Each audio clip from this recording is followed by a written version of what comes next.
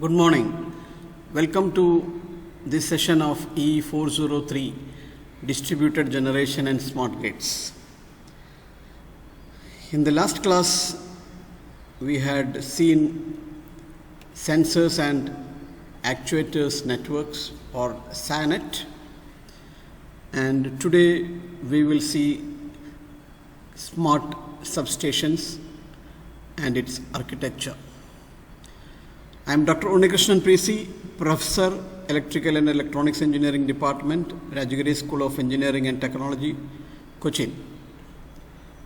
Before we proceed, let us see a quote by Leo Tolstoy. We lost because we told ourselves we lost. So we are into the second half of Module 5, and today we will cover smart substations, substation automation, then IEC 61850 standards, and substation architecture. Before we move on to smart substation, let us have a review of the current or traditional substation. What is a substation? It is a part of the electrical generation, transmission, and distribution network, commonly understood to step up voltage or step down voltage, but it has many other important functions also. Why we need a substation? We need it because of the following practical considerations. To satisfy load growth, you must be aware that the load is continuously increasing, and to cater to this, we need more and more substations. We cannot have a single point control. We need a distributed control. So that is taken care by substations. Then the generation also is increasing. Distributed generation, penetration into the grid is increasing. So we need to look into that also.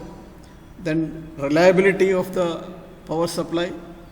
Then technically we need it to step up and step down voltages, to break the power flow, to provide support to the power flow. If you look at a traditional substation, this side is referred to as primary power lines, and this side is referred to as the secondary power lines. And most of the equipments on both sides are almost the same. For example, the overhead lines, we have overhead lines here and also on this side. We have transformers for measurement. We have the same transformer here for measurement.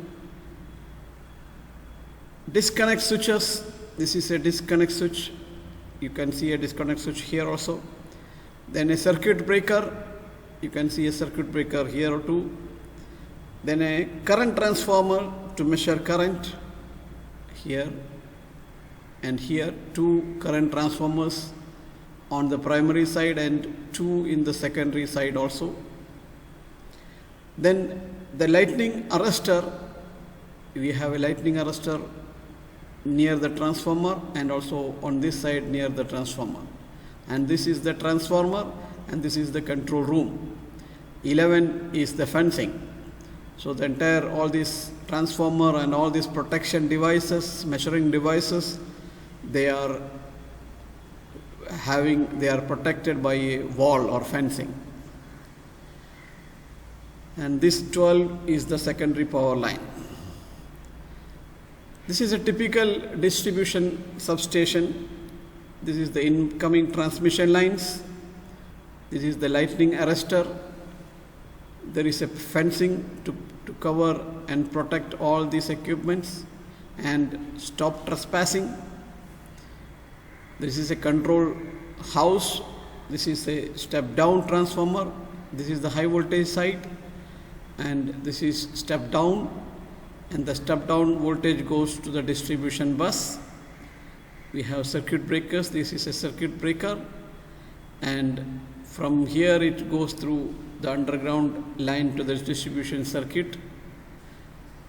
So this is the low voltage distribution line. Substations can be divided into transformer substation, switching substation, power factor correction substation, frequency changer substation, industrial substation, and converting substation. We will see them one by one. First one is the transformer substation. The function is to step up voltage or step down voltages. Secondly, switching substation. These substations are exclusively for switching purposes only. Switching is not a simple task. It is associated with quenching of the arc using air or vacuum or SF6.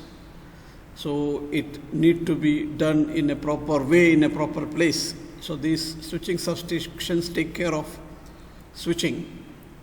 Then PF correction substations. These substations are for improving the power factor using synchronous condensers. Then frequency changer substation. These substations are normally found in industries with equipments working in a different frequency. So our 50 Hertz frequency has to be converted into the required frequency level.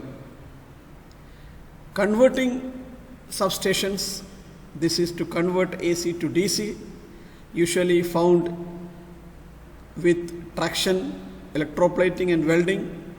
If you go along the Cochin Metro, you will find such substations along the railway tracks,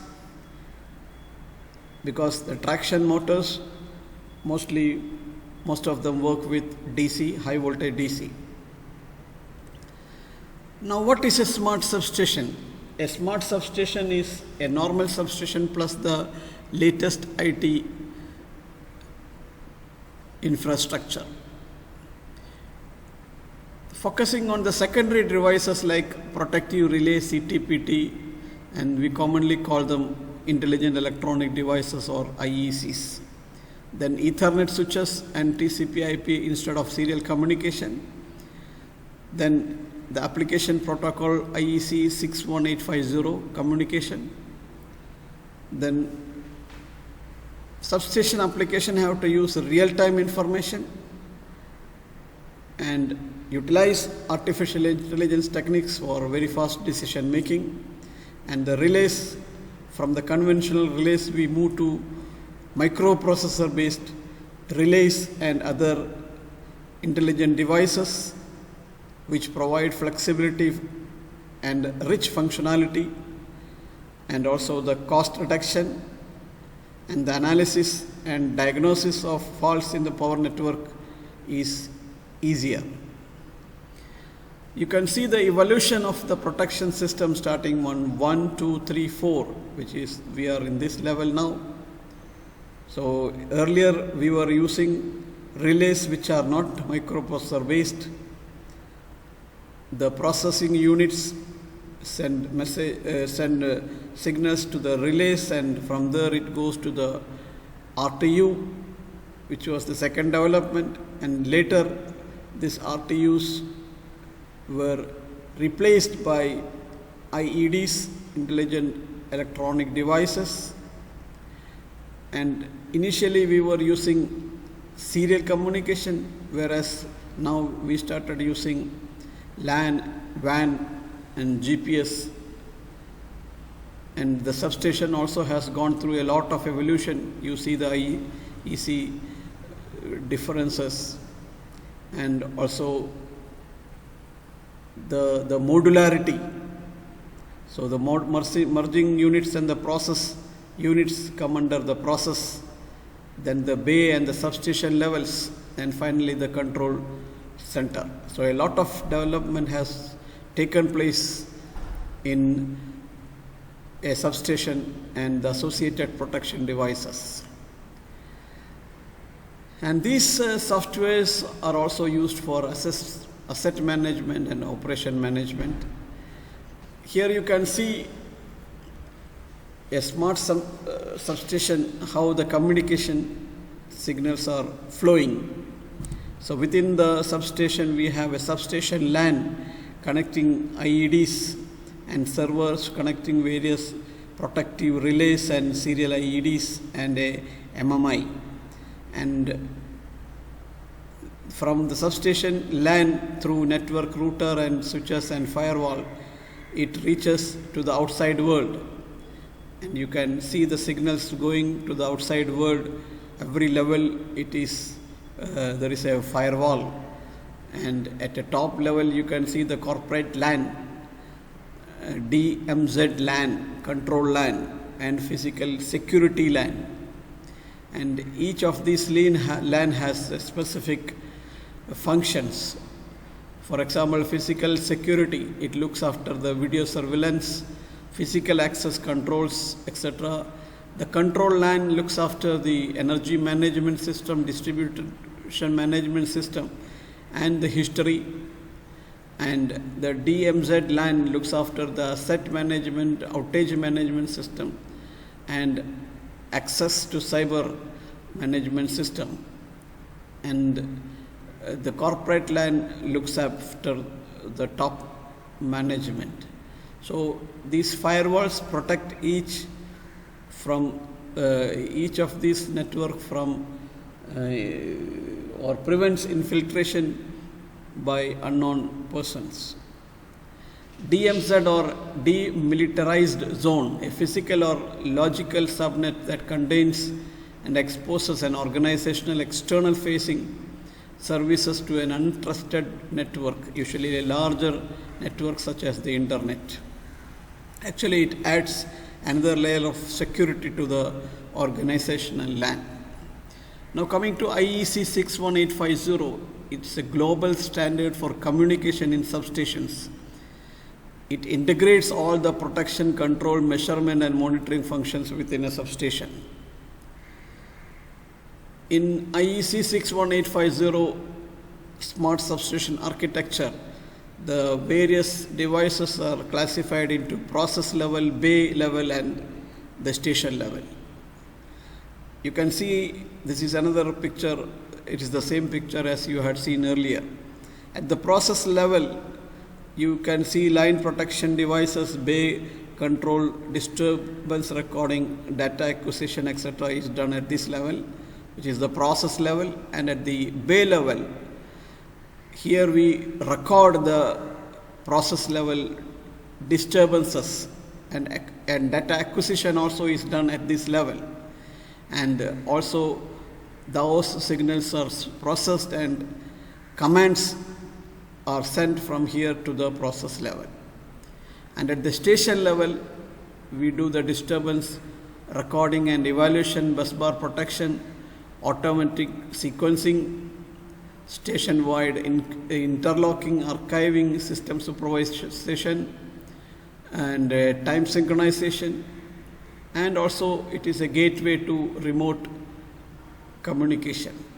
So basically, smart substation architecture is to divide these equipments into three levels: process level, bay level and station level.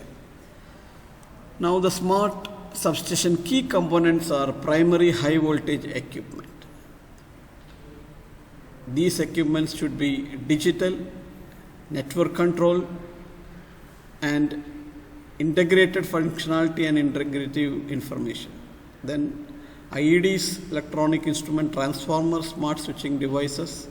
These EITs, that is electronic instrument transformers, has smaller size, lightweight, low price and high accuracy. The second is SAS, substation automation system. This is based on IEC 61850. So the design of SAS is shifted from function oriented found in traditional substation to bay oriented. So bay oriented, bus bar, transformer, feeder and breaker, etc. Then protection, third one is the protection. SAS ensures the implementation of modern advanced control and protection, such as wide area control and protection. Then metering, Metering achieves timeliness, high precision, high reliability, and data uniqueness. They are also light, small in size, and inexpensive. Time synchronization is very important. This we had seen while discussing with PMUs. So precise time clock allows to improve system reliability, reduce cost, better understand the power system operation, predict and prevent system-wide faults, test and verify the operation of protective devices. Next is the operation and maintenance. The deployment of smart substation will change the management, operation and maintenance and dispatch. Auxiliary system monitoring, auxiliary systems such as video monitoring, safety guard, fire alarm, environmental monitoring, SF6 gas leakage monitoring, access control, lighting, air conditioning, fans and pumps in the substation. All these are integrated and taken care by the auxiliary system. The features of IEC 61850: interoperability and flexibility, free configuration, and the sense it is flexible, and very simple architecture and overall cost saving. Now, communication in a smart substation is done by SMV, MMS, and Goose. MMS, information regarding the substation status used for monitoring, is sent through the MMS protocol. Goose, critical data such as warnings and control signals are sent using Goose protocol. And power line voltage and current measurements are sent using SMV protocol. So these are three different protocols commonly used in substations. Here you can see the evolution of a substation from the conventional substation to the digital substation and to the state-of-the-art smart substation and next generation. So you can see we move on from non-microprocessor based relay system to RTUs and then to PMUs, and finally everything integrated and with a modular approach and time synchronized substations which give accurate data which can be used for monitoring, control, etc.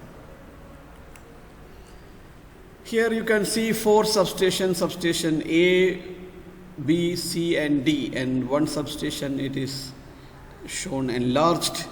The green color devices provides unit protection within the substation, and this blue color provides substation area protection, and this pink color is wide area protection. Now we move on to the automation of substation and various substation architectures. Various architectures are given here. We will see one by one each one of them. Simple cascading type substation architecture. Here you can see the industrial personal computer is connected to the Ethernet switches. These are Ethernet switches, and each Ethernet switch is connected to a bay control unit or a remote control unit, and this Ethernet switches are connected to network control center server, which transmits signal to network control center, and this is a human man HMI interface, human machine interface. And from this simple cascading type we move to redundant cascading type substation architecture. Here you can see two layers of ESW Ethernet switches are provided, which provides redundancy. The other things remains almost the same. Then a ring type of architecture, you can see the Ethernet switches 1, 2 and all this series Ethernet switches form a ring, and other parts remain the same.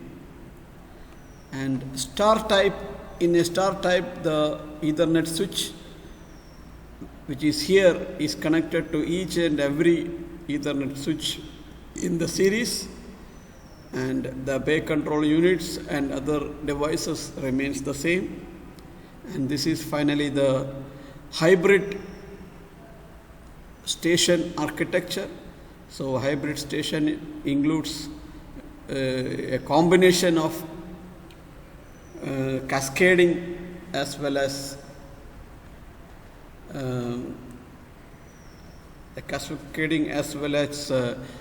star type of topology. And these are the abbreviations used in this presentation, and these are the references. And with that, we wind up this session. You are free to contact me, and this is Dr. Unikrishnan PC signing off. Thank you very much.